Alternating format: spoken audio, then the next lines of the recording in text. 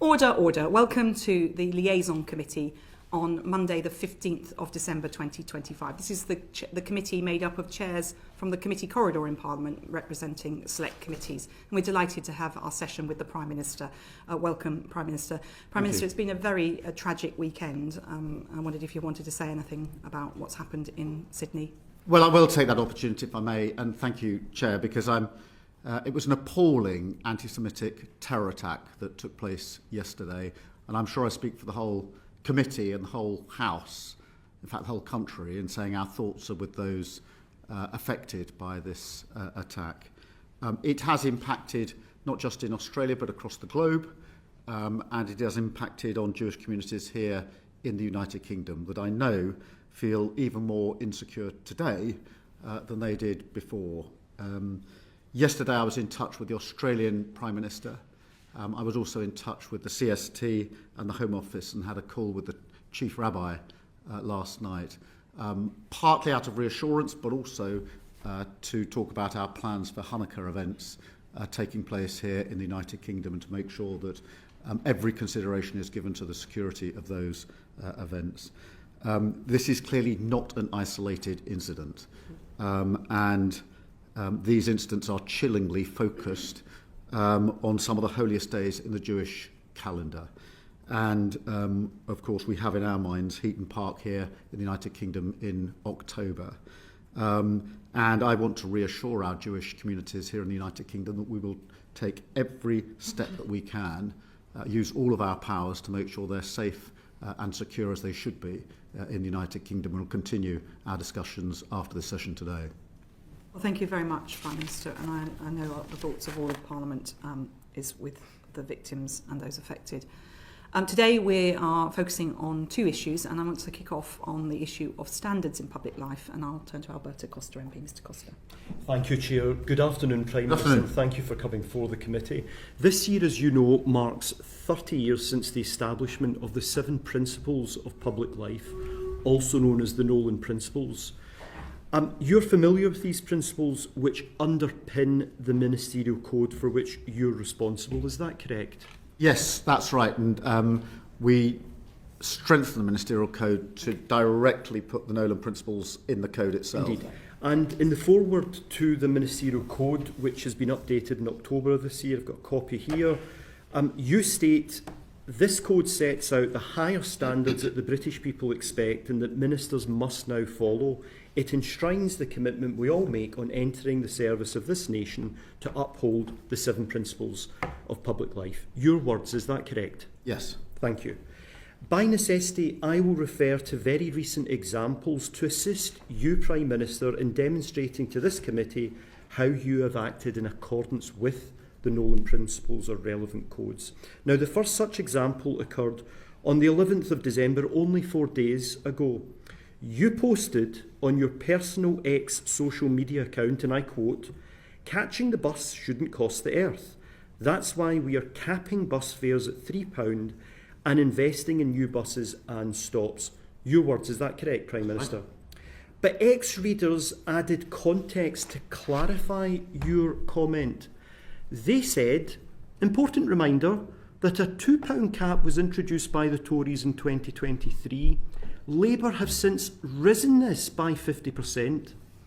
Prime Minister, which of the Nolan Principles do you consider to have followed in publishing your X post? Well, let me just deal with the substance of that, if I may, because the £2 cap was put in place and it came to an end in December 24 with no funding for it to continue. And therefore, that was the end of that scheme. What we then put in place was a new scheme for a £3 cap on bus fares, which I'm really pleased that we've been able to do, and that's what I was drawing attention to, not only in the post that went up on X, but also in the visit that I took part in last week. But the scheme that was introduced by the last government, I acknowledge that, came to an end, so that was the end of that capping scheme. What we then put in place was a further capping scheme. Mr. Costa. Thank you. Can I turn to ministerial statements to the House and standards expected? Under the Ministerial Code at 1.6 brackets B, it states ministers have a duty to Parliament to account and be held to account for the policies, decisions and actions of their departments and agencies. At para 9.1, It states, when Parliament is in session, the most important announcements of government policy should be made in the first instance to Parliament. And at para 9.3 it states, every effort should be made to avoid leaving significant announcements to the last day before a recess. Prime Minister, are you familiar with these three extracts from your own ministerial code? Yes. Thank you. Only a few days ago, on Wednesday the 10th of December, on a point of order, the Honourable Member for Harrow East, in respect of the police settlement or the local government settlement, said, and I quote, "Normally there is a debate held about both of these matters, or at least a statement given on the floor of the House, so that members are able to ask questions on the settlements. I understand it seems to be that the government's intention to put out a written ministerial statement on the last day of Parliament and not give us, that is MPs across the House, an opportunity to challenge. Mr. Speaker responded, and I quote, "I do take this matter seriously, and the House should hear that. A written ministerial statement is not the answer on matters so serious," and those in the Treasury bench should have heard that point. "We should not shy away from this House. In fact, we should always come to the House first. I cannot say it more than I do," and this is the salient point. "Once again, I suggest that at some point the ministerial code needs to be changed if people are not going to take it seriously," people being your ministers. Given Mr. Speaker's response to that point of order, can you tell this committee why your ministers are failing to follow the Nolan principle of accountability, which requires that they submit themselves to scrutiny for their public decisions? Well, I do take this seriously and regularly discuss it with the Speaker, and he raises his concerns with me, and we usually try to address the concerns that he's flagged with us. And I'm always happy to do so. That's an ongoing discussion so that there is the scrutiny that is needed of the statements that have to be made. When ministers fail to update the House and answer questions from MPs, which part of the ministerial code is being upheld? Well, it's not just the ministerial code. It's the role of Parliament, which almost sits above the ministerial code. Mr. Speaker feels this very strongly, that we are accountable to Parliament. Do you feel this very strongly? Yes, I do, and that's why I regularly discuss it with the Speaker and look at. He will usually flag with me where he's got concerns, as I would expect him to, and then we go through those and try to make sure they're not. Were you aware of this point of order raised last week? I was, yes. Thank you. I will now refer to a further contemporary example. I understand that this coming Thursday, the last day before the forthcoming parliamentary recess, your government, Prime Minister, intends to publish a progress report on the Grenfell inquiry by way of a written ministerial statement. Given Mr. Speaker's comments and your confirmation that you're aware of that point of order, as head of government, why are you permitting this lack of upholding standards, given the important progress report on the Grenfell inquiry and other statements that I understand will be made on Thursday? What are you going to do about that? Well, I'll happily have a look at the proposed written ministerial statement on Thursday and discuss it with the Speaker. Thank you. Now, paragraph 1.6 bracket C of the Ministerial Code quotes, "It is of paramount importance that ministers give accurate and truthful information to Parliament, correcting any inadvertent error at the earliest opportunity." Prime Minister, you are of course familiar with that paragraph of your Ministerial Code, is that correct? Yes. Thank you. Again, by reference to a recent example and to assist you in showing how you comply with the extract from the Ministerial Code, I would like to turn to last week's Prime Minister's questions, when the Leader of the Opposition asked you, how many extra teachers are there since your government took office? Now, fullfact.org, a neutral website, only a few days ago published that the PM, and I quote, claimed that the number of teachers in England is more than when the Conservatives left office. Fullfact.org added, and I quote, "This is not supported by the latest school workforce census figures, which show a fall, not a rise." Can you tell this committee which Nolan principle underpinned your answer? Well, what I was putting before the House is the fact that we are committed to recruiting an additional 6,500 new teachers, and we've got record numbers of trainees coming into the system, and therefore that number is going up. The role, if you look at secondary schools, further education colleges, the number of teachers has gone up. That's absolutely clear. That's what our commitment was. In relation to primary schools, the number of pupils has gone down pretty dramatically in terms of the birth rate, and therefore the sheer number of teachers at primary level has gone down because less teachers are needed because the birth rate has gone down. Okay, but the focus, just for completeness, in our plan for change and in a manifesto was on 6,500 new teachers for secondary schools, specialist schools and colleges, and that's the number I was referring to. Thank you very much. Can I now turn to the issue of written parliamentary questions and standards? Now, I know my colleague, the Honourable Member for Lancaster and Wyre, as Chair of the Procedure Committee, has issued calls for evidence in her committee's new inquiry. Now, paragraph 9.8 of your ministerial code states, and I quote, "Ministers should, where possible, provide full and timely responses to written parliamentary questions, ministerial correspondence and select committee reports." Once again, can I ask you to confirm to this committee that you're familiar with that paragraph of the Ministerial Code? Yes. Thank you. Can you explain why your government is failing to provide timely responses to WBQs as obligated under the standards outlined by your own Ministerial Code? Well, we do our level best to comply, of course, and I think the Procedure Committee is looking into this, which we welcome, and we'll study carefully the findings and any recommendations that are made. Thank you. Paragraph 1.6d of the Ministerial Code states, "Ministers," and I quote, "should be as open as possible with Parliament and the public, refusing to provide information only when disclosure would not be in the public interest." Are you satisfied that this is in compliance with the high standards you've set your government, the responses that are currently being made? Yes, but obviously if the Procedure Committee in due course sets out its findings and any recommendations, I'd want to study them to see whether we can improve in any way. Smith MP. Thank you, Chair.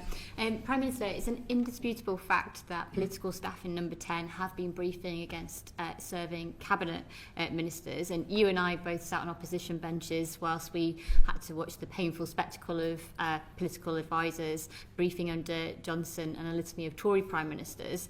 Given that your record when it comes to ministers shows that you've acted very decisively and without favour in terms of applying the Ministerial Code, I wondered if you could say, given your responsibility for setting and upholding standards across government, if you could explain what steps you've taken to establish the facts and how you're going to ensure that Number 10 political staff act in accordance with the Ministerial Code, the Special Advisors Code and the Nolan Principles. Yeah, I mean, let me say to start with that briefing against Cabinet Ministers is completely unacceptable, whether that's from Number 10 or anywhere else, and I've made that repeatedly clear to my staff, to the Cabinet, and put in place a number of procedures where there have been such allegations to give me a level of assurance that it has not happened in relation to direct briefings against ministers and members of the Cabinet. But I've been really clear and consistent on this with my staff, with my team, with the Cabinet,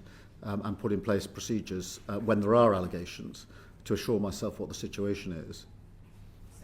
Well, and on the subject of leaks, Prime Minister, last week the Treasury Select Committee had the Chancellor in front of us, and she was very cross about the information that was in the 13th of November Financial Times article by George Parker, a renowned political journalist, and she was clear that that was a leak, and she said, and I'm absolutely categorical, and I'm quoting her here, that this was not an authorised briefing. It was incredibly damaging and frustrating. That is why we have a leak inquiry. It was not briefing that was signed off by me or any of my ministers or officials. It was unacceptable. So that does, if it's not the ministers and other officials in the Treasury, there is a danger that it could have been a leak from Number 10. Do you think there was a leak from Number 10 Downing Street about the budget? In relation to that incident, there's a leak inquiry going on, as I think I know we know, the Chancellor. Yes, absolutely. Yes, yeah. The Chancellor's announced. So that will go wherever the evidence takes it. So if there was a leak from number, do you think there was a leak from number 10? I've no reason to think there was a leak from number 10. So, but if there were a leak from number 10, what would you do about? What would you do if there was someone was take action. I mean, and I have taken action.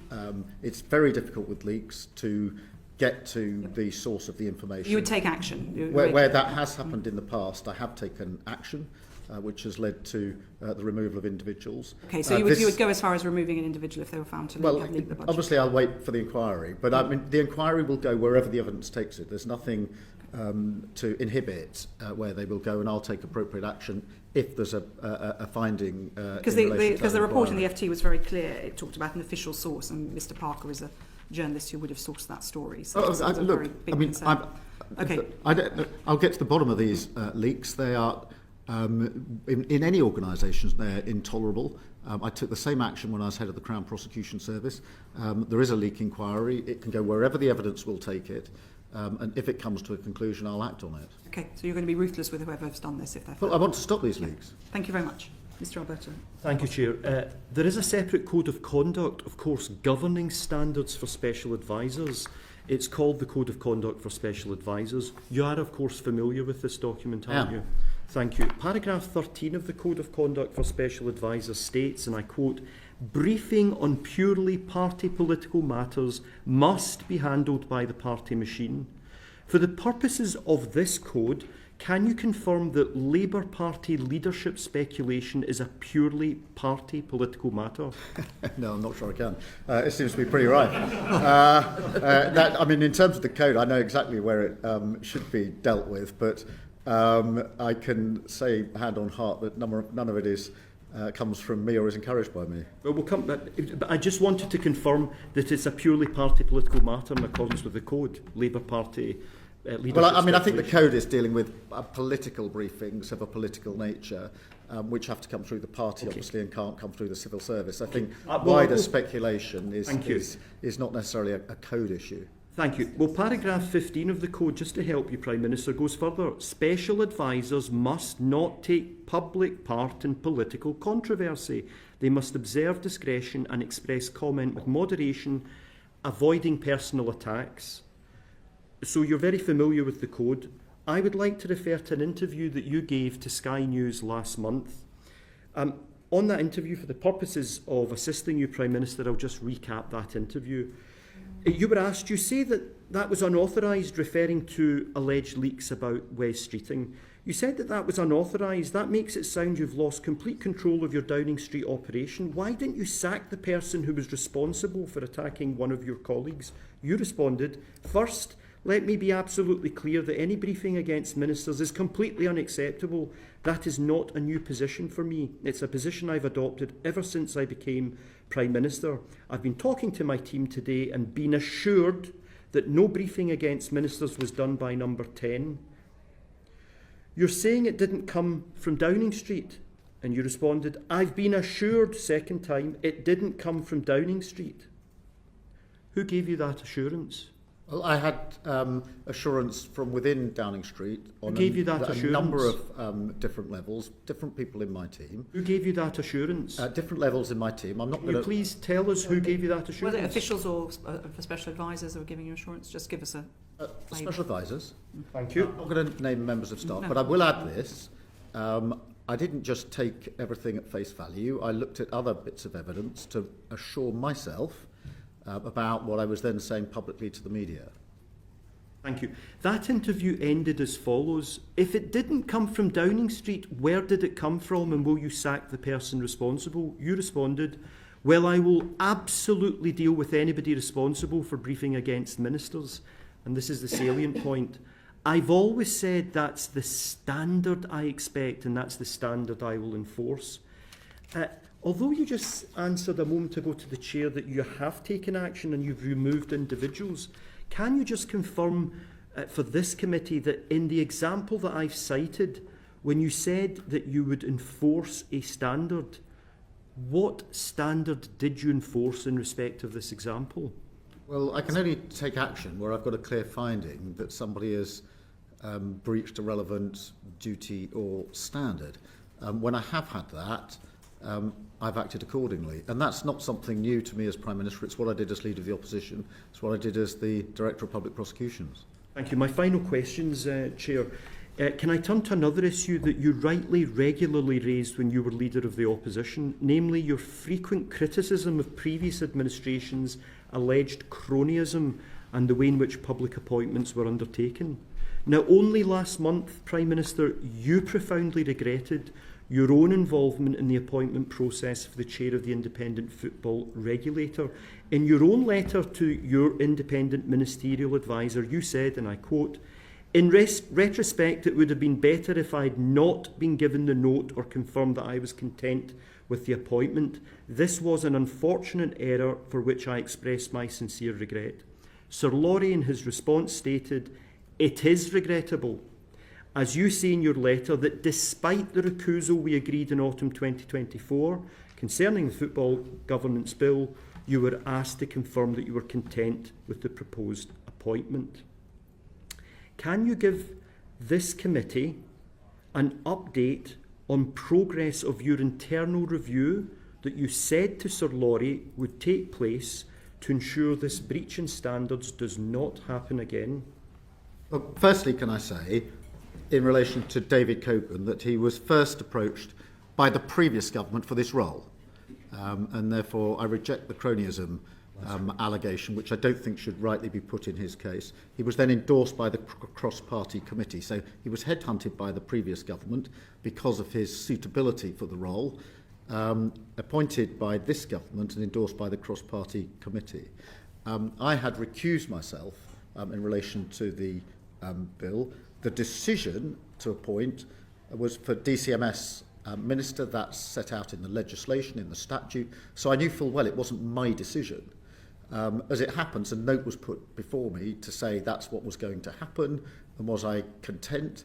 And the independent advisor took the view, which I agree with, that it would have been better if that note had never been put before me. In other words, that the recusal had meant I didn't even get the note before me. But when I said I was content, I was well aware I wasn't the decision maker, because I knew that the legislation set out who the decision maker was, and it was the minister in the relevant department by law, and therefore it couldn't be me in any event.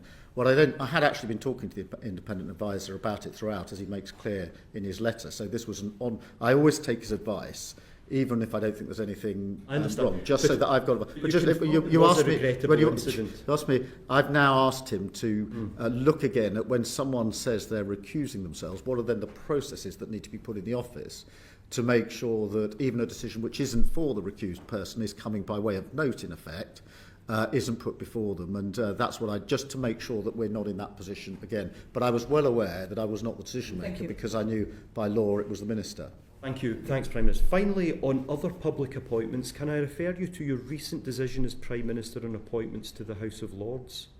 Prior to the general election, you promised to reduce political appointments to the Lords, and indeed stated as much in your party's manifesto. Might you understand why the public might feel that you're not upholding the high standards you set yourself on appointments to the House of Lords? Well, it's important that the House of Lords is able to do its vital work of scrutinising legislation. There's an imbalance in the Lords at the moment in the numbers of peers for the relevant political parties, and it's right that we get the balance right as we go forward. But the overarching work to reduce the size of the House of Lords is ongoing. The Hereditary Peers Bill has been going through, and it is important. My question, it was specifically about your comments prior to the general election and the decision that you made last week. But thank you very much, Prime Minister, for the answers that you've given. Thank you. Simon Hoare, MP. Thank you, Chair. Prime Minister, good afternoon. Public trust is pivotal if governance of this country and all of our public life is to be supported and trusted, and that is, I'm afraid, it seems to be a value which is declining, the trust of the public in what we do and why we do it. Baroness Deach, before my committee last week, commented, it's quite interesting how oppositions change their position on standards from when they're in opposition to then going into government. We're doing a piece of work which is clearly showing that notwithstanding Nolan, notwithstanding the EIC, notwithstanding amendments to the ministerial code, there is still an element of what I suppose in the old terms we could have called the good chaps principle, HODAC, etc.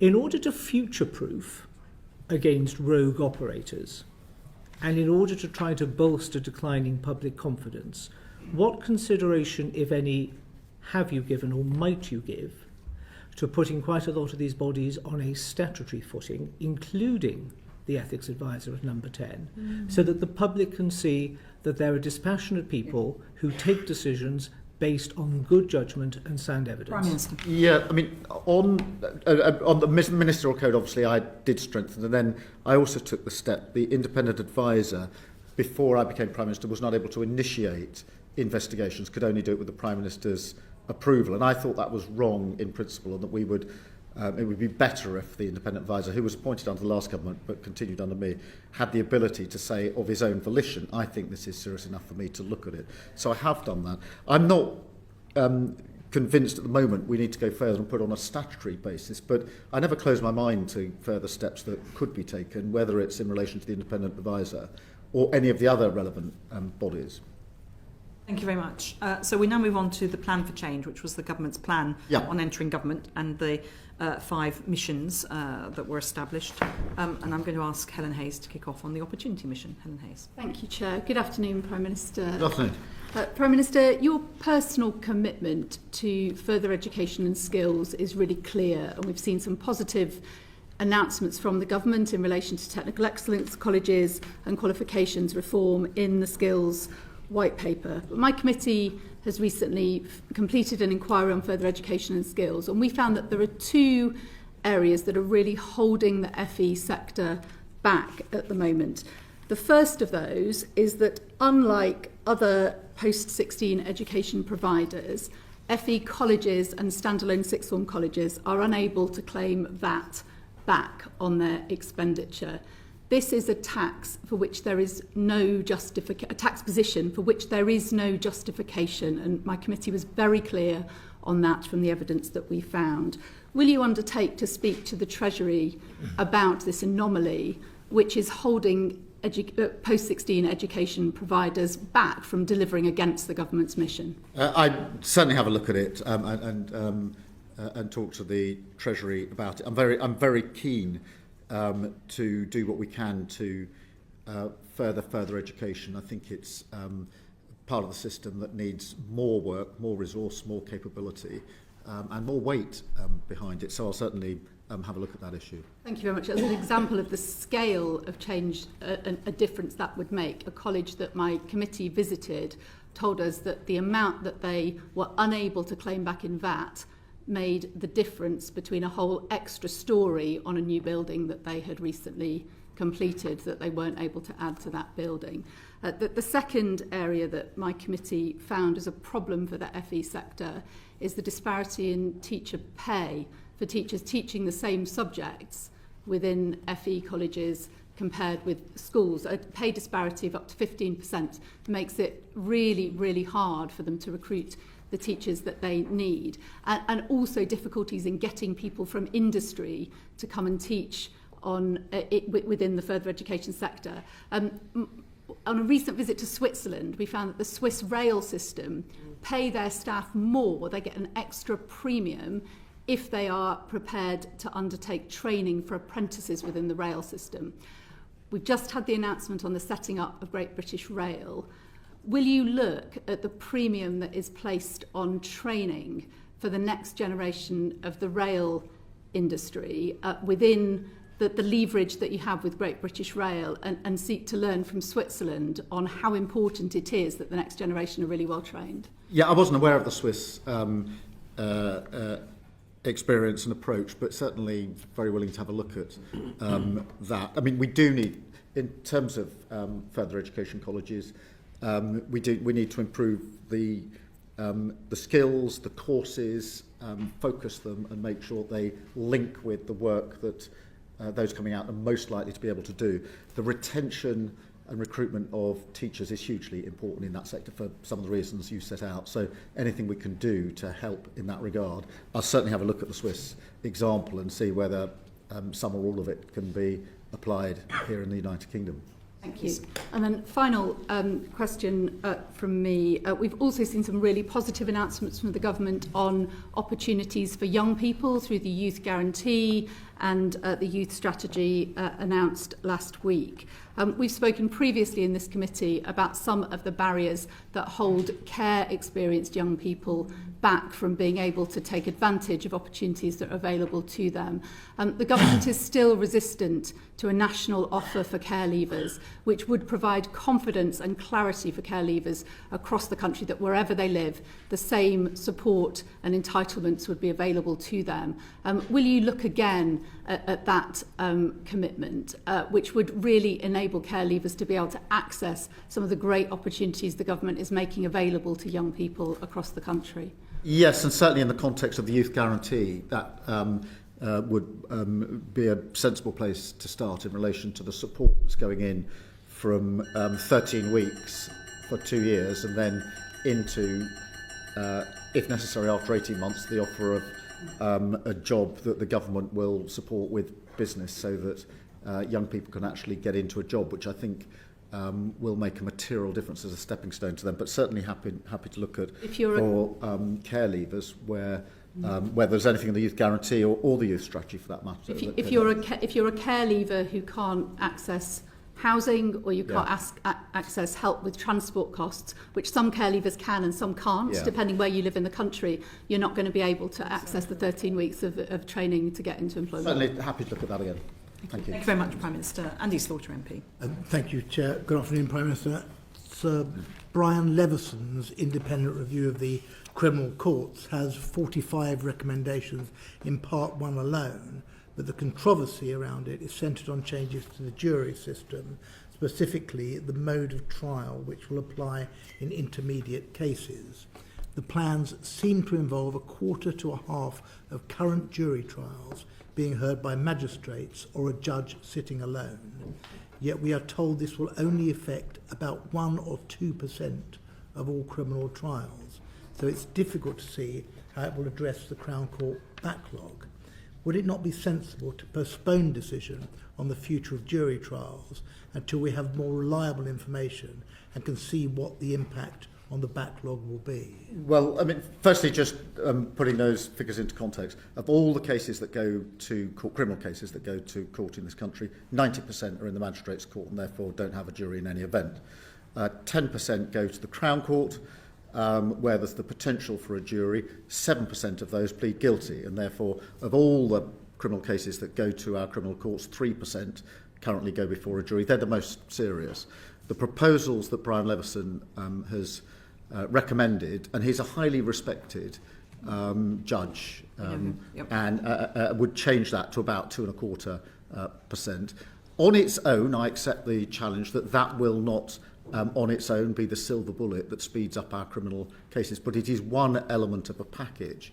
And I'm acutely aware that victims in our criminal justice system are waiting too long for justice. I'm particularly concerned about violence against women and girls, where all the indicators are that still 60% of victims and survivors will not make it through to the final hurdle of being in court because they'll have dropped out along the way, either pre-charge, during charge, because they're waiting 3 or 4 years to give their evidence. And even in the last week, I've had examples of a 14-year-old who gave evidence when she was 18 and was cross-examined uphill and down Dale about that. Very hard 4 years after the event to deal with that.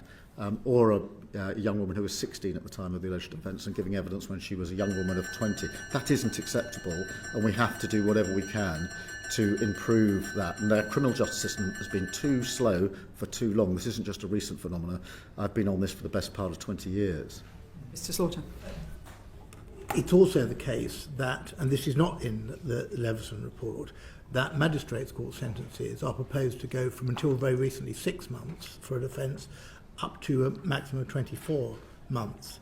And swift courts will involve a judge sitting alone without magistrates. So they're not in Levison, so why is the government going down this route? And isn't this more likely to lead to the unintended consequence of even more custodial sentences, undoing the work of reducing prison numbers as set out in the sentencing bill and the Gork review? No, I don't think so. I mean, look, the most serious crimes will still go before a jury. So anything over 3 years, all indictable only offences, rape, murder, manslaughter, GBH, robbery, arson with intent to kill, all those very serious offences still go before our juries. But we have to answer the question, how do we speed up the processes that we have? How do we make a system that measures the delivery of justice in months, not years, and it's been years for far too long. Sir Brian Leveson painted the picture of the system in virtual crisis. We cannot go on like that. In relation to the sentencing point, obviously this goes alongside the changes that we're making in relation to sentencing and various presumptions that are there at the same time. So the two of them have to go together. Of course, we need to keep looking at it, to keep checking that we've got it right. But I, for one, am not prepared anymore to just walk past what has been a stain on our criminal justice system for far too long, and I'm absolutely determined to do something about it. Slaughter.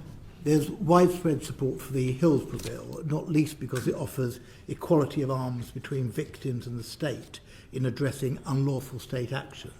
Doesn't the same inequality exist between the press and those who, in Jerry McCann's words, are monstered by them?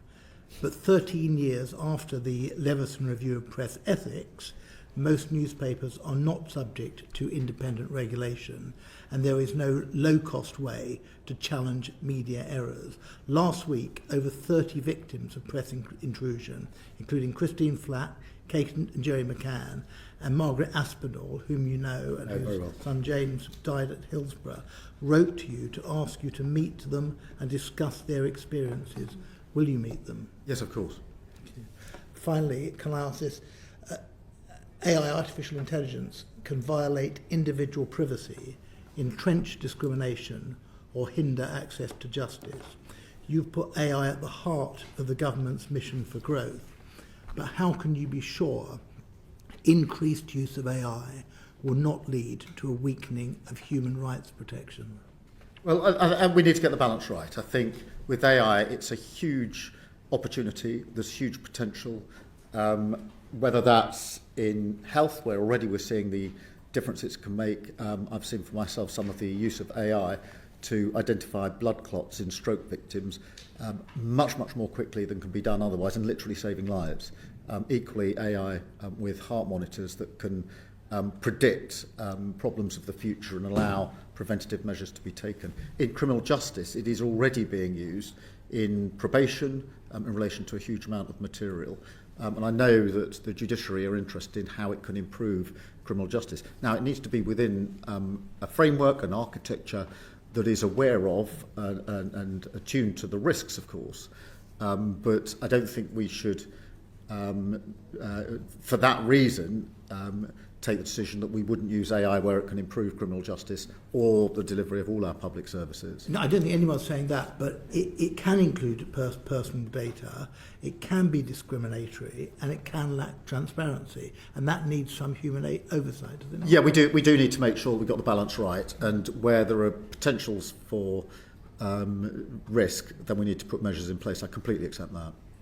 Thank you, Prime Minister. We know that the Joint Committee on Human Rights, as well as a number of other committees in this House, are looking at a lot of these very issues. I'm sure they'll be feeding that into the government's thinking on this. So thank you.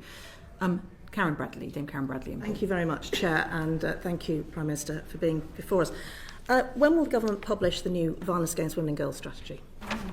As soon as possible. And I was in Downing Street when we brought together all of the various bodies that are helping work with us on that the week before last. And so now we're looking at very shortly in the future. I think the sooner we can get... Well, I would hope to do it as soon as possible. I don't want to commit to a date that ends up not being possible. But I'm not... I mean, I'll be clear with you. I want it out as soon as possible. I'm really pleased with the work we're doing on this. We've got incredibly good individuals and organisations working with us on it. And so we will get it published as soon as we can. The Home Secretary was on the media round yesterday talking about things that will be in the strategy. I expected we'd have a statement today on it. I'm very surprised we've not got it, if she can do the media round on it. Yeah, I mean, we're very close. I think we're just finishing off the final bits in the strategy.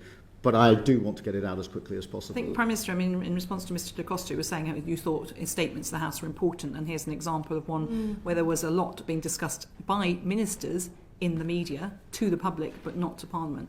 Yeah, Which is it? The strategy is not. I mean, we'll do the strategy in due course, but it's one. The government said it would come out before the summer. It then was going to be in September. We've been told time and again it was going to come very soon, and we're still waiting for it. And it's having real world consequences. 3 rape crisis centres, I know, have closed because services cannot be commissioned because the local authorities, etc., do not know what money they're going to have because they don't have the strategy. No, I want the strategy out as quickly as possible. There are measures we put in place already. The use of specialist in 999 control rooms has been widely welcomed. The National Policing Centre for Violence Against Women and Girls has been established, the domestic abuse protection orders. So there's a number of measures we've already taken.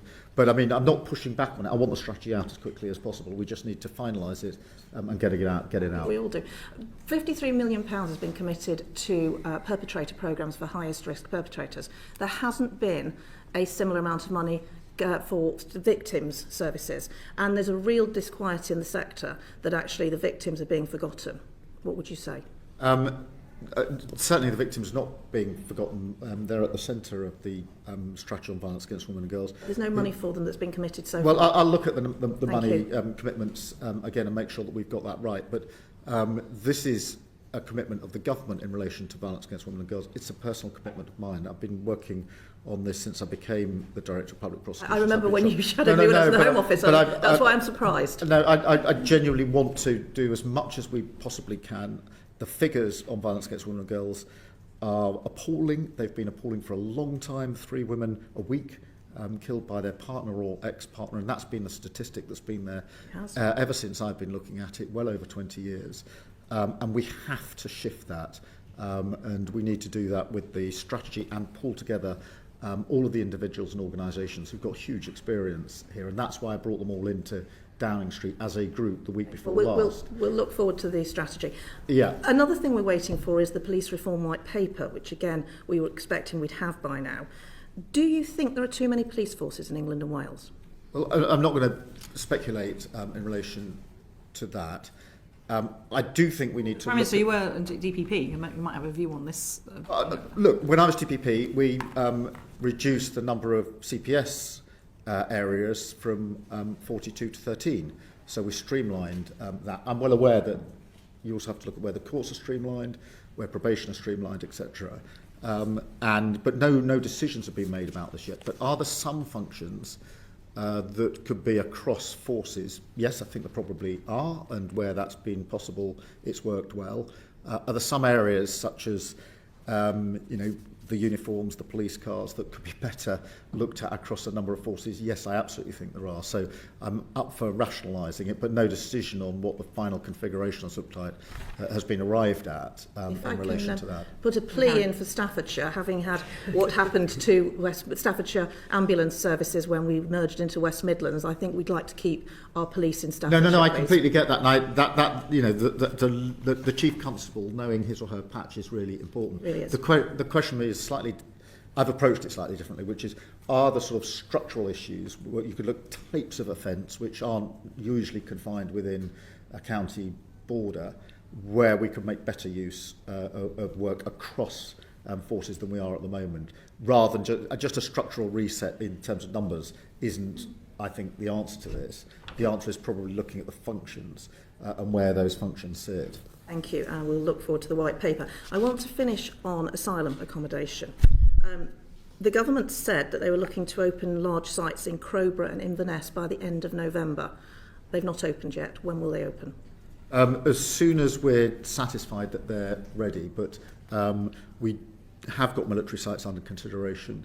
Obviously, we need to make sure that they're suitable and that all the necessary checks have been carried out. But we do want, asylum hotels were at their height measured, I think it was 400 or so. They're down to about 200 now. I'm absolutely determined that we will close them by the end of this Parliament, sooner if it's possible, and that's why military sites are under consideration.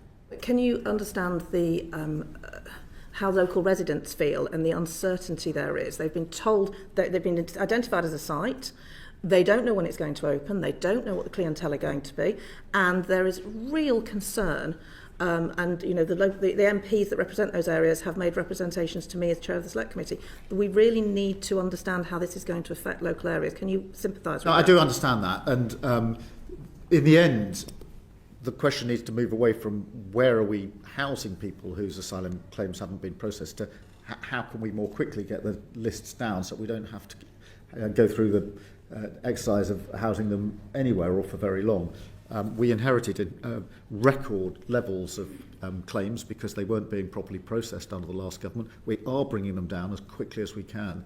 But for me, that has to be a priority because in the end, whether it's hotels or other accommodation or military sites, the better answer to the question is how do we get the numbers down in the first place? Thank you very much, Prime Minister. Patricia Ferguson, MP.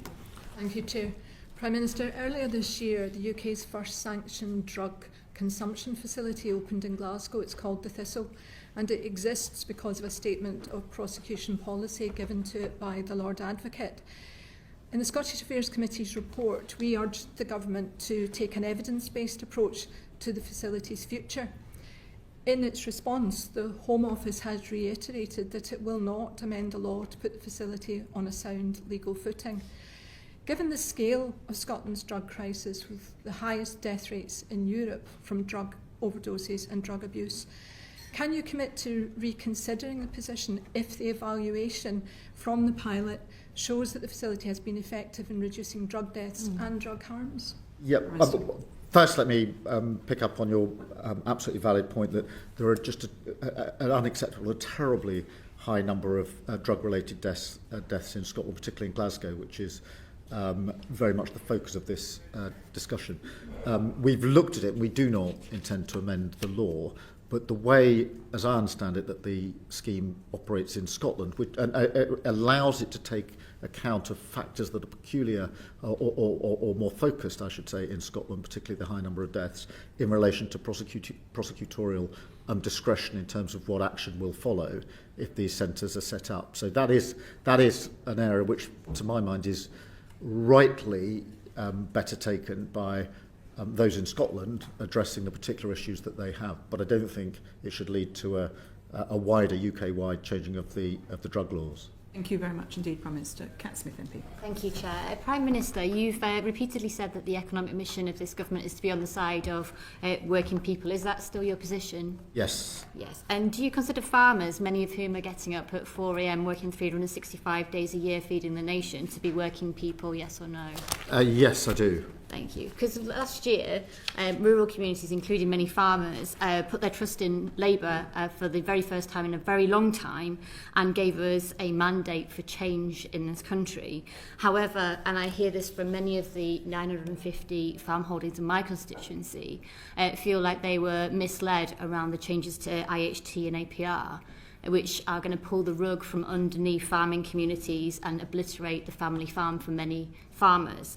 We're in a situation now where elderly farmers or farmers with terminal diagnosis are in a position whereby if they die before April, their farm will pass to the next generation with no tax implications. But if they die after, the potential of their family farm being completely unviable. Can you see how farmers can feel like this government hasn't necessarily treated them in the way that they expect to be treated as working people?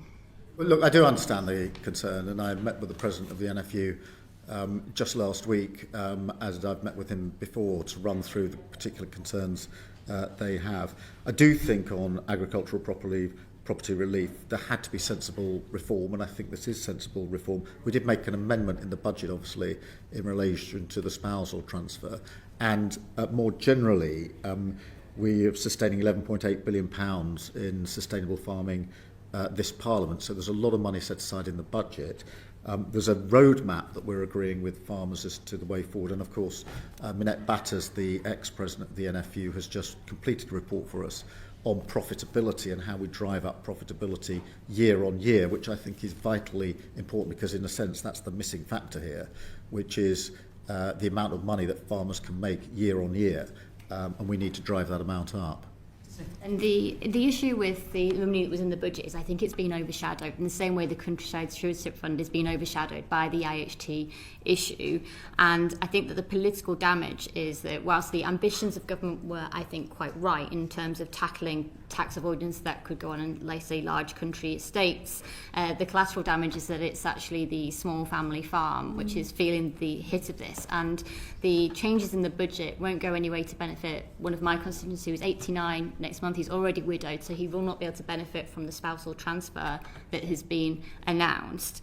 And given that you've been a Prime Minister who is, and I think quite admirably, changed courses in the past when issues have been exposed to the absolute reality of things, would you consider changing course on this issue?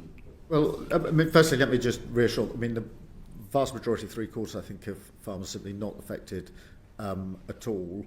And of those that are affected, the rate that's paid is half the rate that's over a 10-year period. In relation to the particular example, if you're happy to give me further details, I'll certainly have my team Prime Minister look at that. One final question, Chair, if I may, and this won't have sunk in, I don't think, is the Prime Minister aware that some farmers who have terminal diagnosis now are actively planning to expedite their own deaths so they hit before April? Is he aware of that? I've had discussions with a number of individuals who've drawn all manner of things to my attention. Thank you very much. Alistair Carmichael, MP. And you understand, Prime Minister, that the basis for that actually sits in the Finance Bill itself. It's the provision called the anti-forestalling clause. You're familiar with the anti-forestalling clause, I think? Yeah, that means that anyone who transfers their property or their farm to a descendant but dies within 7 years will be liable to pay inheritance tax under the new system, and if they don't live 7 years after that, it could even trigger capital gains tax. If you do nothing, though, and you die before April next year, then the estate passes tax-free. Do we agree, Prime Minister, that nobody should be left feeling, as Cat Smith has just described, that they would be better off dying between now and next April? No, of course. But governments have to bring about sensible reform and take sensible measures reform, absolutely. But things like anti-forestalling clause, they are not unique to this situation. But on a human level, the answer to your question is, of course, not. Last year, you told me that this was a policy that was just aimed at revenue raising, that it wasn't targeted at anybody in particular. We've now seen the anti-forestalling clause, and we know from Treasury's own figures that 75% of the £500 million that is expected to be raised from this will come from farmers who die over the age of 75. So, is it not the case that actually this is a targeted measure, and it is targeted at, and it will affect those who are elderly, suffering from terminal illnesses over 75, and it doesn't matter if it's one farmer or 1,000 farmers. Surely you cannot be comfortable with that. Let me just address the point that it's not targeted. It's not targeted at individuals. Well, it was what you said last year. It's not targeted, as I said last year. It's an economic reform which we took in the budget before last. Not targeted. It is to adjust the rate at which inheritance tax is, the fact that it's paid, the rate at which it's paid, and the period over which it is paid. But it's not targeted against individuals. I'm not arguing with you that there are therefore going to be individuals affected, as there are with any change in any tax regime. But there's a difference between changing the tax regime and targeting a group of individuals. This is about changing the tax regime. The anti-forestalling clause that we've spoken about traps farmers into the new rules. It doesn't allow them the same opportunities that other taxpayers will have to use tax planning to manage their affairs in a sensible way that will allow the succession of family farms in this country.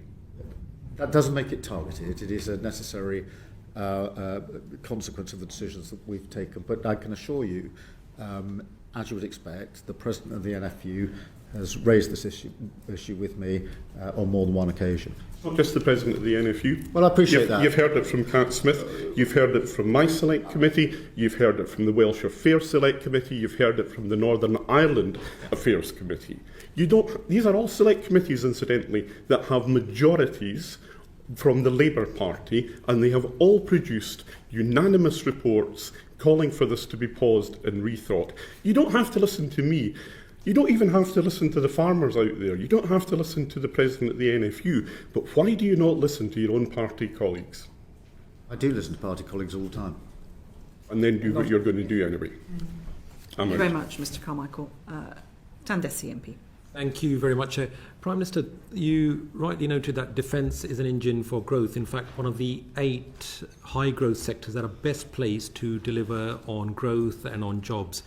But there was hardly anything new for defence within the budget. And how can it therefore be an engine for growth if we do not have a clear, credible approach to increasing defence spending, not just up to 2027, but we need to give confidence to the supply chain well beyond that, rather than just having this hockey stick approach whereby most of the increase in defence spending is always planned for years and years into the future? Well, I think there was quite a big measure in the budget, in that we increased defence spending to 2.6, not years and years in the future, but in 2027. It was previously announced about a year ago as well. So that then is baked into the budget and affects all the other figures in terms of what else we can do. I do think you're right that the challenge, therefore, is to turn that into growth and productivity. And the way in which we intend to do that is we had the Strategic Defence Review, as you know, published earlier this year.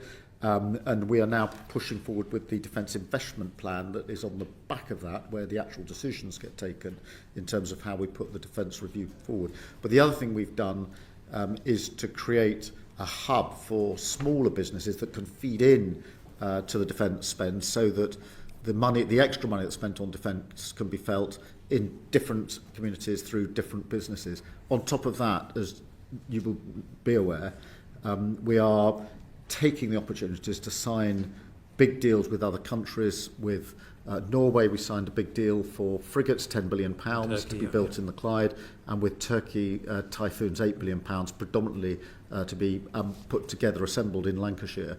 And they then boost that local economy, but there are many businesses that feed into that. Okay, well, it still doesn't answer my underlying question, but let's move on.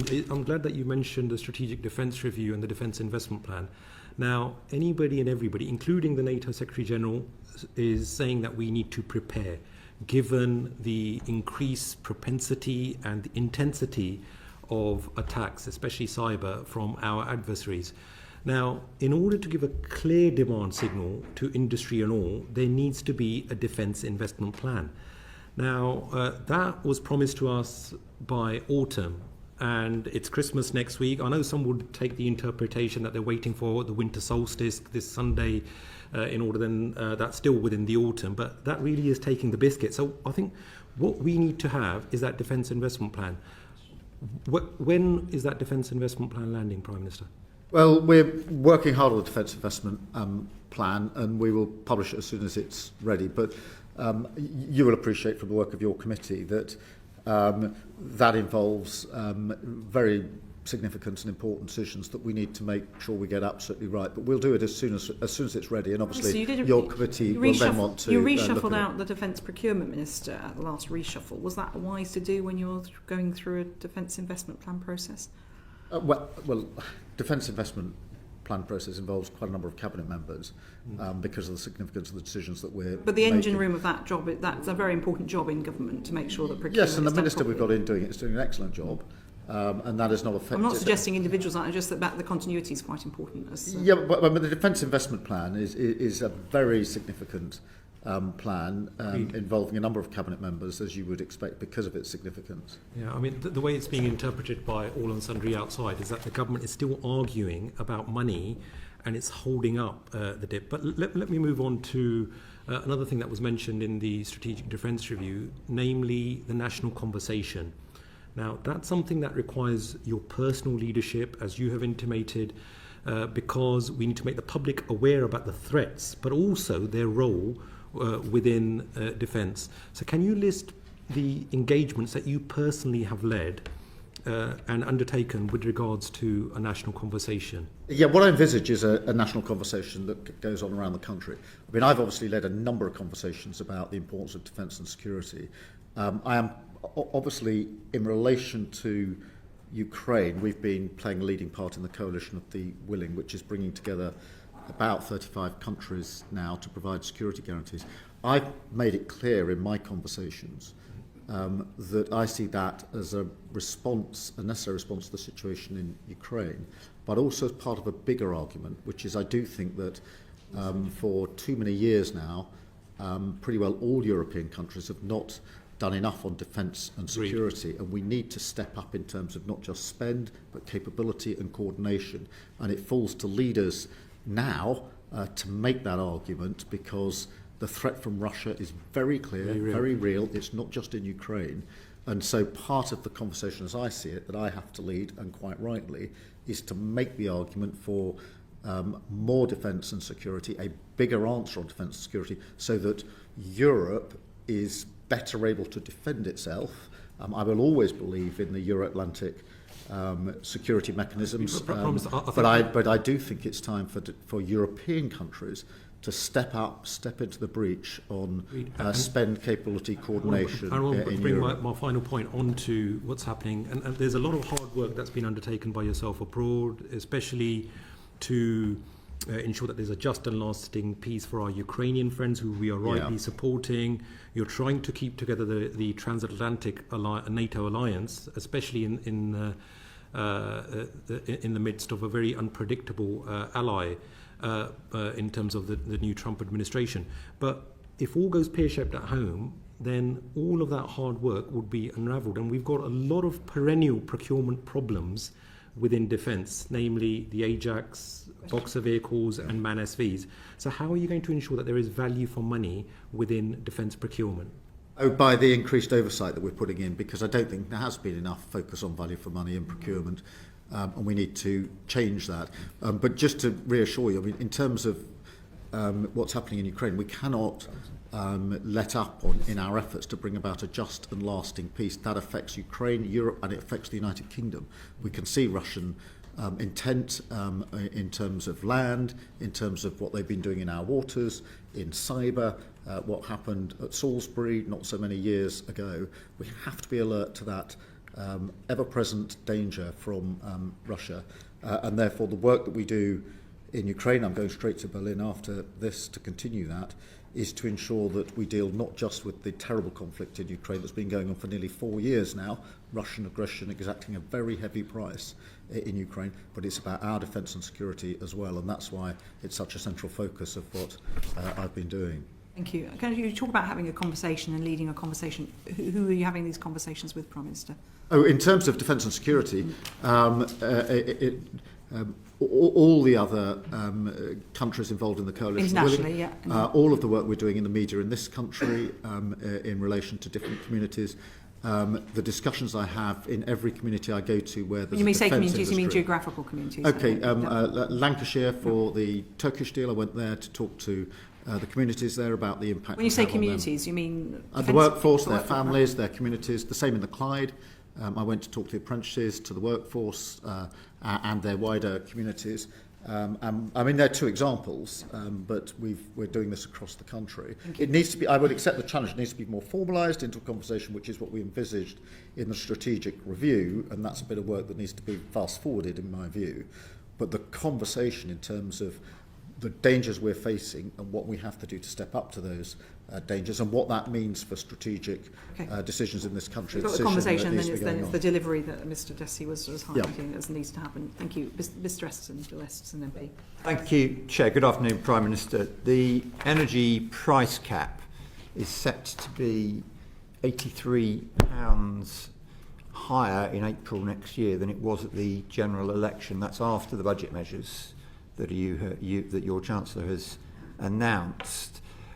Energy costs are set to increase as a result of improvements to the network and new generation, including Sizewell C. They're going to go on to consumer bills. Chris Stark, your own champion, says that energy bills will be slightly lower in the run-up to 2030. Is there a danger, Prime Minister, that people will say you haven't kept your promise to reduce energy bills by £300? Well, as you will have seen from the budget, we're taking every step that we can to reduce energy bills, and that's why in the budget we took the decision to reduce energy bills to take £150 off bills for every household.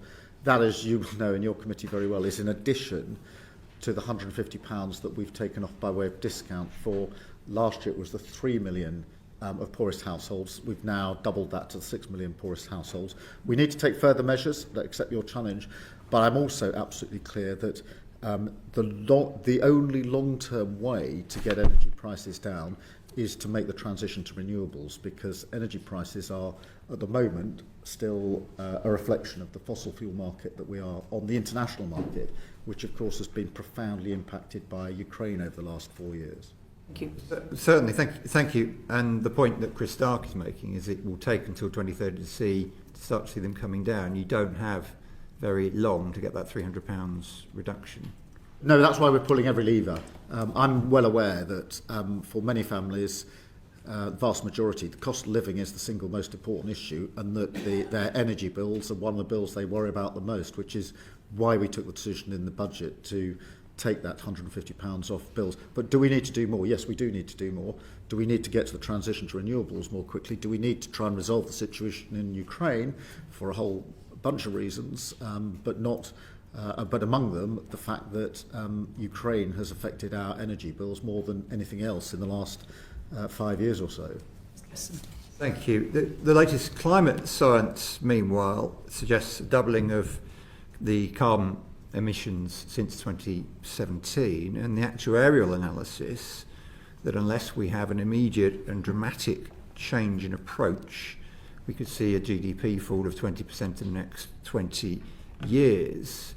How do you address this challenge? The UK has shown great leadership internationally, but this latest evidence is really, really stark.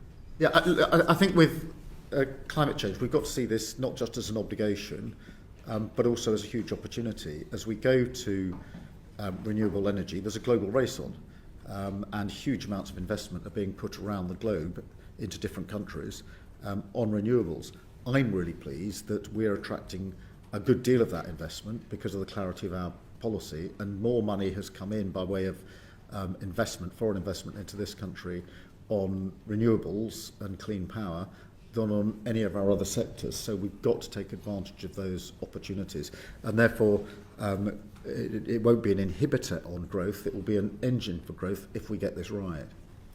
Okay, and coming to this point about the leadership you've shown internationally, the commitment to an 81% reduction in nationally determined contributions, which is now the second highest, as Denmark's gone 1% higher since 1990, but that's something to be very, very proud of.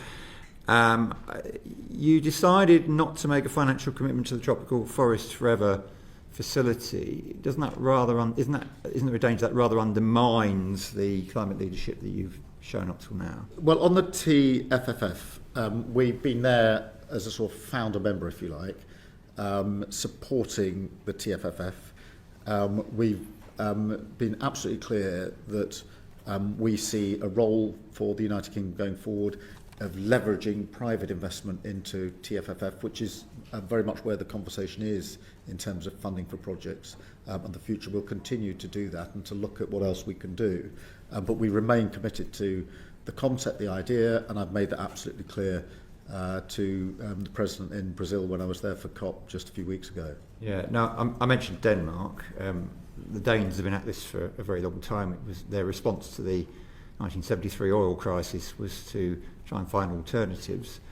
In Denmark, people grow up to be told that a good Dane is a green Dane. Do we need something similar here to get greater public support for this energy transition? I think there is a growing awareness. I think most people would say they absolutely understand the challenge of climate change. They want their government to do something about it. I think they would add that they don't want to necessarily see that reflected simply in their bills, at the expense of other measures that can be taken. So I don't think there's a lack of commitment on this. There's an understandable issue in a cost of living crisis as to where the burden lies in relation to the funding of it, which is why, amongst other things, we want to take and did take £150 off energy bills. I think the vast majority of the public do understand we have to take measures on climate change. They can see the effects in this country and other countries with ever more extreme weather conditions.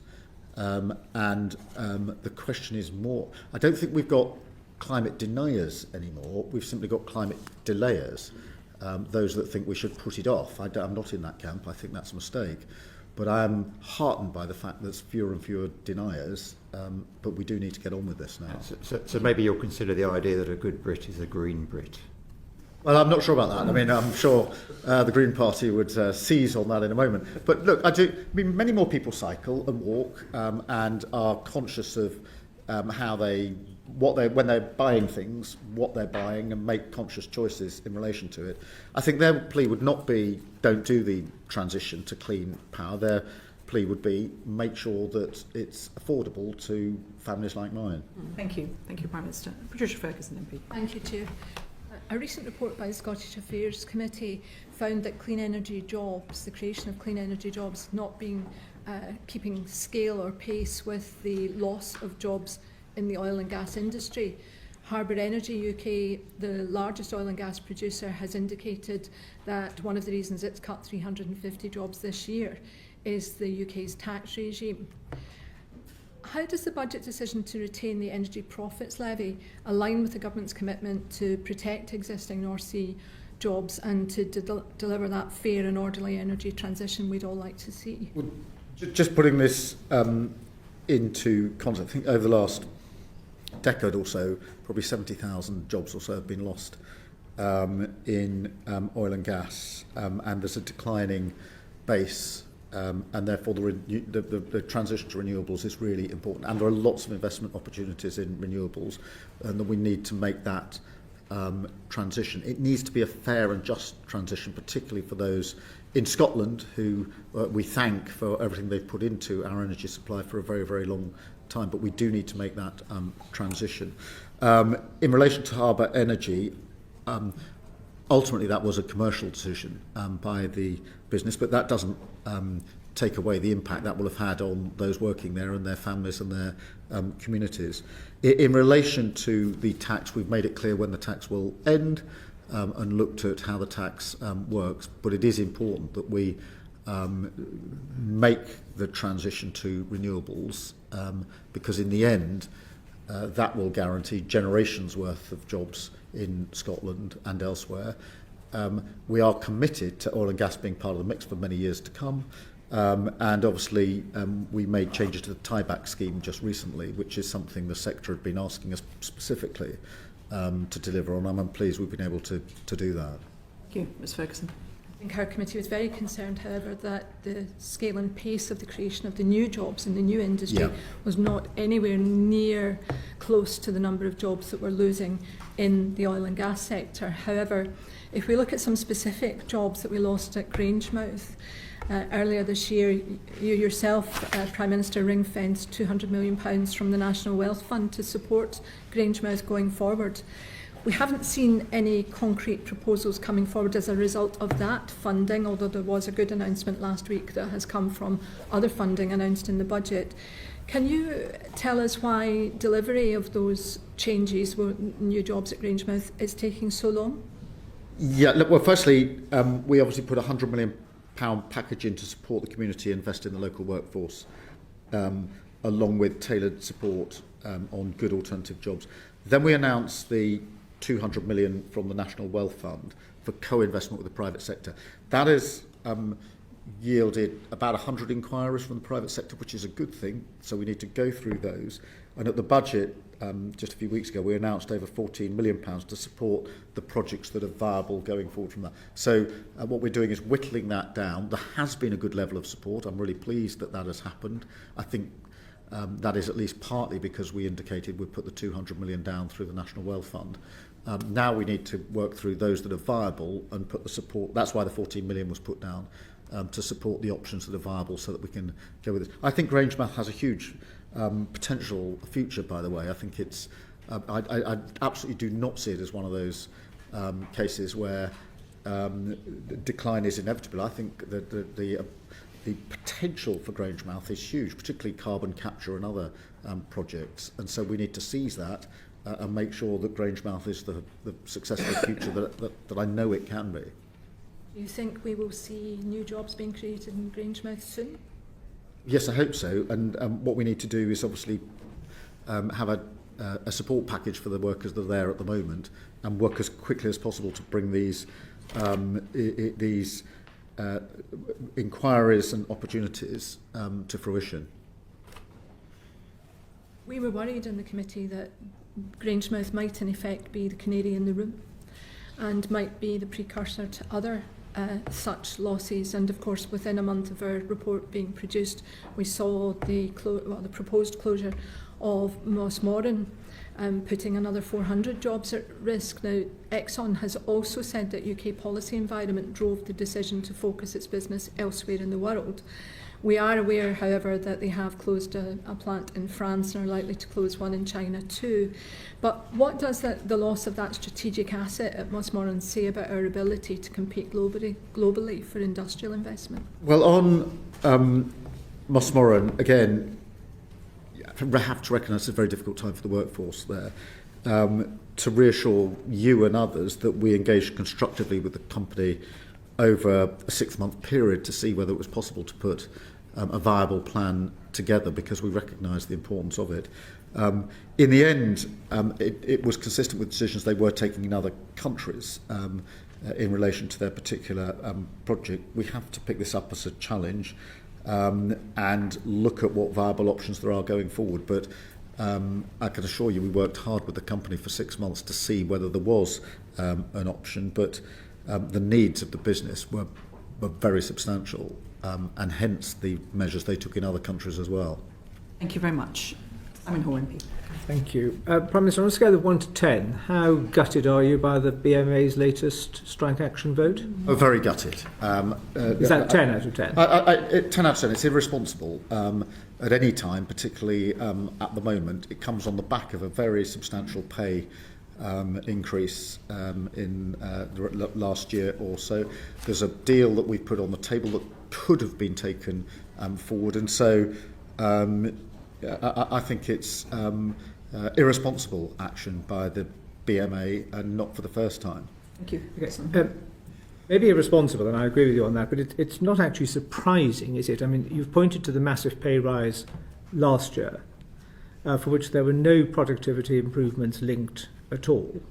The BMA could be accused, but with some justification, of thinking they've got the government over a barrel, and you will eventually cough and sign the cheque if they shout enough.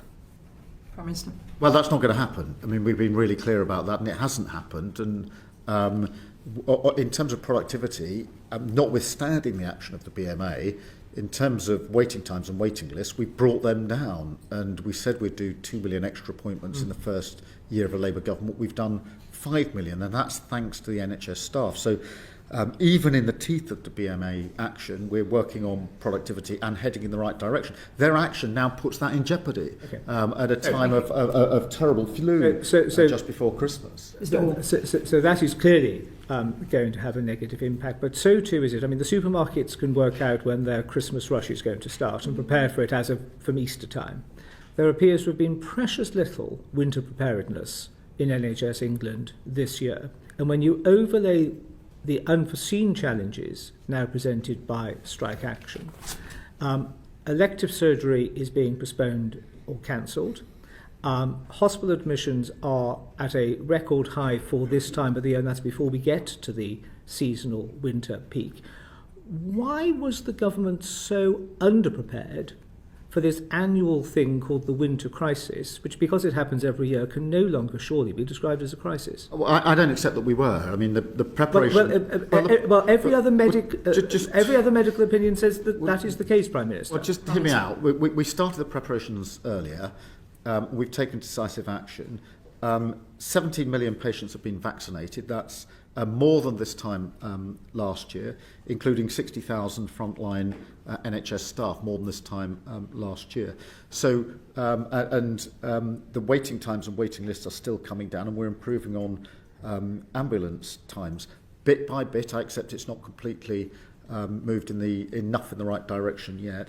I've been through the flu figures with Chris Whitty in terms of the strain and the ability that a government has to try to deal with that. And as we all know from previous years, predicting what strain of flu and what time it's going to hit is extremely difficult to do. And I don't think anybody would say that can be attributed to the government. I think by putting a plan in place early, we've been able to take decisive action, more vaccinations. I want more still, by the way. I want the number to go up next year, but more have been vaccinated this year than last year. Mr. Hall. So you have now said on the record via this committee to the BMA there is no additional money on the table other than that which was being tabled over the last few days. We've recognised that their strike action is irresponsible and it is going to put an ever greater pressure on an already pressurised system because of the winter peaks in both COVID and flu. What do you expect the BMA's move next to be? I want them to reflect on what they're doing. I think they're losing the support of the public. I also think they're losing the support of their colleagues in the NHS. You don't have to spend much time in the company of staff of the NHS for... 83% of BMA members voting in support of strike action. Resident doctors. No, I don't. Resident doctors doesn't suggest that they give a figure about that, does it? Well, I would ask them to reflect on the impact this is having on the otherwise good work and the numbers going in the right direction of the NHS. The fact this is the week before Christmas with a flu problem that is very extreme, and I think they're losing the sympathy. I think they've lost the sympathy of the public, frankly, and I think they've lost the sympathy of their colleagues, their non-doctor colleagues in the health service who are getting on with their jobs, many of them on a much lesser rate of pay increase than the BMA, than the doctors got. And I'd appeal to the doctors themselves to push back against the BMA in relation to this. They are losing ground in terms of the sympathy they might otherwise have had for the difficult job that they do. Thank you very much, Prime Minister. Ruth Cadbury MP. Thank you. Welcome, Prime Minister. In 18 months, your government has announced many initiatives, quite separate ones.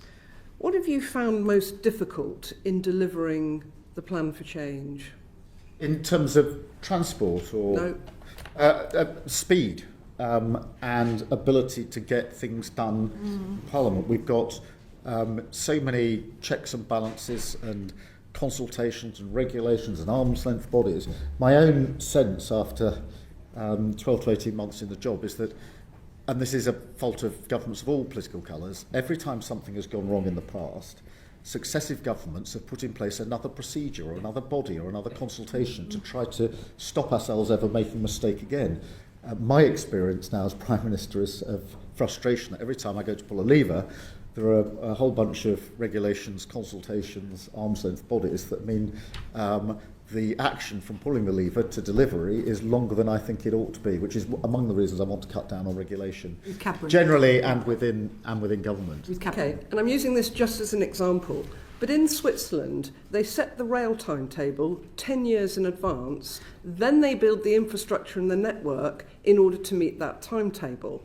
It gives communities, passengers, freight operators and their private sector investment partners certainty. They know where they're going. Would that be a concept you would consider for defence, for housing, for education and justice? Well, I'm not sure I'll go the full Swiss, but certainly the more decisions that can be made with sort of medium and long-term planning, the better. Setting the numbers and times of trains in 10 years' time is probably going a bit far for my liking, because I suspect that the way in which people travel and demand will change over that period of time. But the general proposition, the general proposition of look, too many decisions over the last 14, 15 years have been short-term responses to problems, not middle and long-term decisions to fix things more fundamentally. And I think we need to be in the fixing more fundamentally place as we go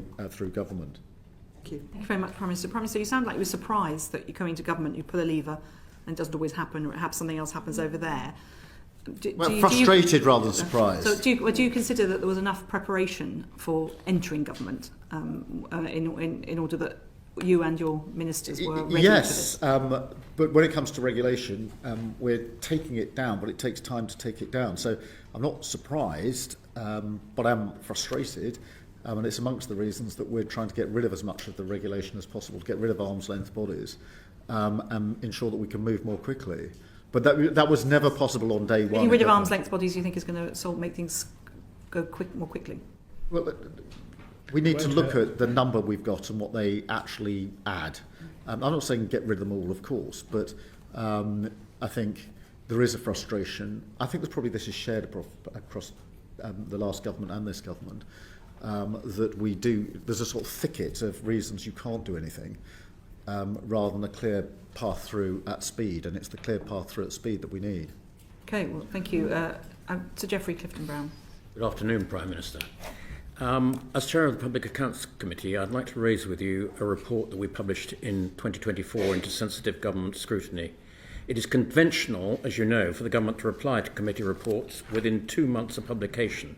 However, 18 months on, my committee has yet to receive a government response. Dame Meg and I are grateful to you for your response to our letter sent earlier this month, and we welcome your assurance that cross-government work that you are now leading on this issue. However, please would you undertake to meet with Dame Meg, the Controller and Auditor General, and myself in private as soon as possible in the new year, because we'd like to ensure that you're fully appraised of the detail of our proposal. Yeah, I'm very happy to meet. Thank you. I do understand the issue. Obviously, there's a careful balance to be struck, but I understand the concerns that you and the Chair have raised, and very happy to agree to a private meeting to discuss further. Thank you very much. Florence Eshalomi MP. Thank you, Chair. And thank you, Prime Minister. Earlier you mentioned to Mr Costa in terms of making sure ministers are presenting issues and policy statements to the House. One of those issues that we've been pushing for a few months now is the long-awaited reform to leasehold and commonhold. The Secretary of State confirmed in our Select Committee last month that will be laid before the House before Christmas.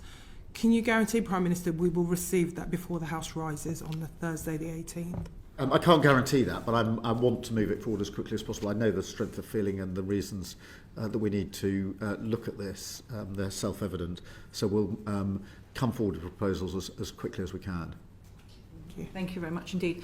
Prime Minister, you're heading off as well, eventually to hopefully a bit of a Christmas break, but we understand you're flying off to Berlin today. I wondered if you could give us an update on the situation vis-à-vis Ukraine and what the UK is doing in that respect. Well, thank you for that, because this is obviously a critical period for Ukraine, and not just for Ukraine, for Europe and for the United Kingdom. And European history is full of peace agreements that failed and sometimes led to even greater conflict. And that is why it's really important that we attend to this in detail.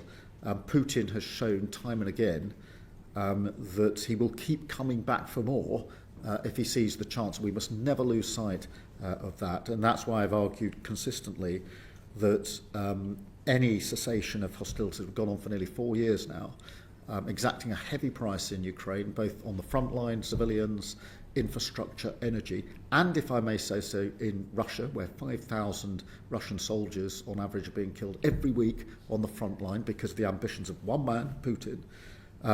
There's a text that may take us forward that is in play, which I've discussed extensively with a number of leaders. President Zelensky was in last Monday for a private discussion about that. We're meeting again in Berlin tonight with President Zelensky and others.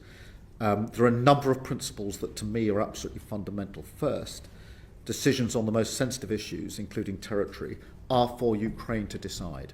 So no issues about Ukraine without Ukraine. Secondly, strong security guarantees are vital. Peace agreements fail, in my view, predominantly because there aren't sufficiently robust security guarantees behind them, which is why French President and I set up the Coalition of the Willing, which was to put in place guarantees from the Coalition of the Willing countries in accordance with and alongside the US playing a full part. And then the third principle is that elements that affect NATO, Europe and the EU must involve NATO, Europe and the EU and their institutions and members.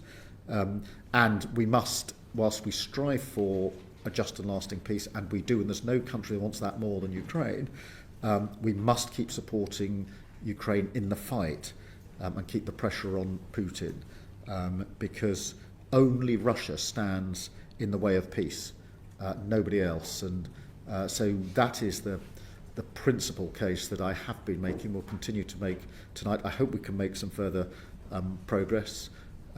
We certainly had a good session in Monday in Downing Street last week, but the route to peace is not a straight road, but we will keep on trying to get to the right outcome, because, as I say, history is littered with peace agreements in Europe, which people had faith in, but in the end fell apart and led to even worse conflict. You talk about security guarantees. Would that be British personnel and British equipment on the ground in the region? If necessary. I mean, what we did with the Coalition of the Willing was to draw up. We had a political process with the leaders.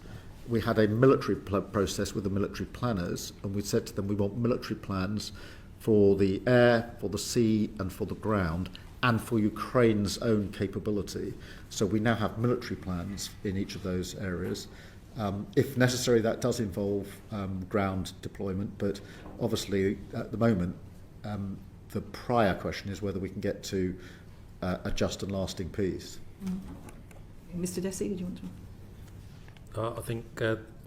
Okay, well, thank you. Given the Prime Minister needs to go to Berlin, we don't know. Even the Chair of the Defence Committee would rather you went to Berlin. Well, can I thank the Prime Minister very much indeed for his time. The transcript of this session will be available on the website uncorrected in the next couple of days, with thanks to our colleagues at Hansard, thanks to our colleagues at both time. We hope, Prime Minister, that you do get some time for yourself and your family over the festive period. Well, thank you, and can I wish all the members of the committee and their families a peaceful Christmas and New Year. Thank you very much indeed. Order, order.